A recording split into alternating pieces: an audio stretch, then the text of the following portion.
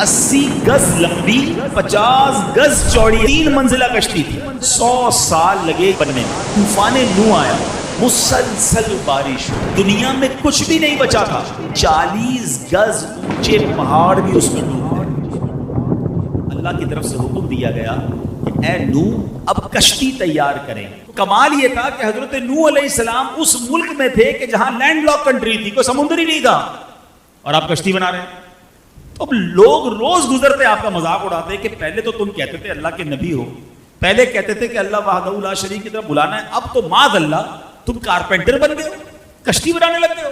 مذاق ہو, کشتی کا کرو گے کیا جب ہمارے ملک میں پانی ہی نہیں ہے؟ مگر آپ کو رب کی طرف سے حکم تھا. اچھا, پہلے تو آپ نے اس کو بنانے کے لیے ساگوان کے درخت اگائے, اور وہ 100 سال لگے ان درختوں کو اتنا بڑا ہونے میں کہ جتنی لکڑی کی ضرورت تھی. 100 ایئرس تک تو پہلے آپ نے درخت اگایا. پھر اس کے بعد 80 گز لمبی اور 50 گز چوڑی آپ نے کشتی بنائی. اچھا, کشتی بھی ایک درجہ نہیں تھا, یعنی ایک فلور کی نہیں تھی, وہ 3 منزلہ کشتی تھی.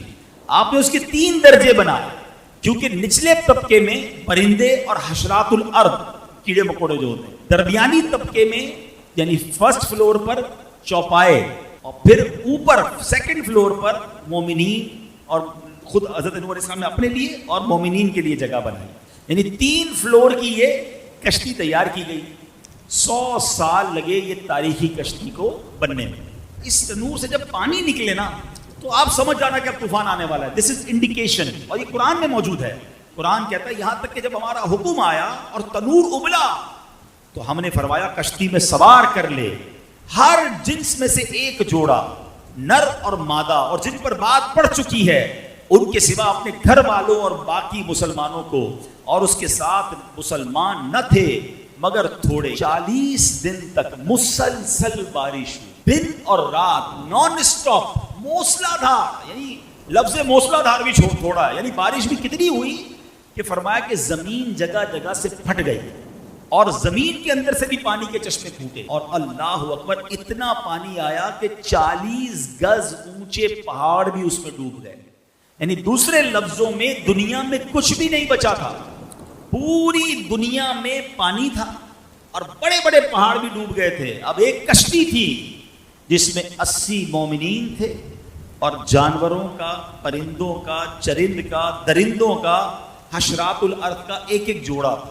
ٹھیک ہے, یہ اللہ کی شان تھی.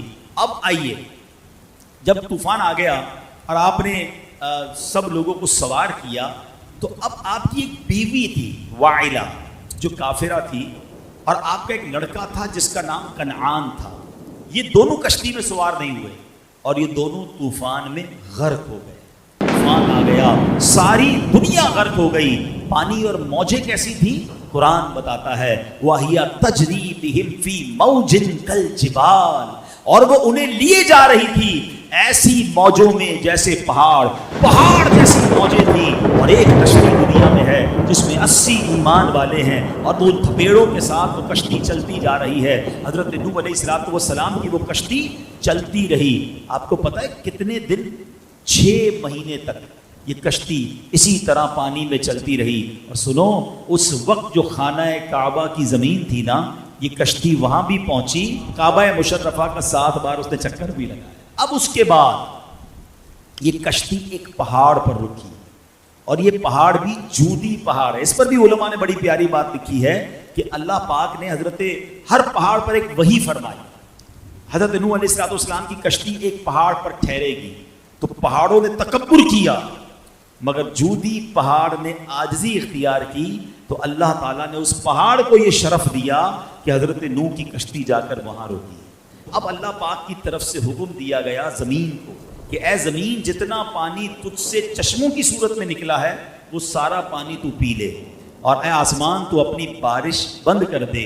اب پانی گھٹنا شروع ہوا, طوفان ختم ہو گیا. اللہ کریم نے حضرت نوح علیہ السلام کو حکم دیا کہ اے نوح, اب کشتی سے اتر آئیے. اب آپ اس پہاڑ پر باہر اترے, اور آپ کی فرمایا کہ اللہ تعالیٰ کی طرف سے سلامتی اور برکتیں آپ پر بھی ہیں, اور ان لوگوں پر بھی ہیں جو کشتی میں آپ کے ساتھ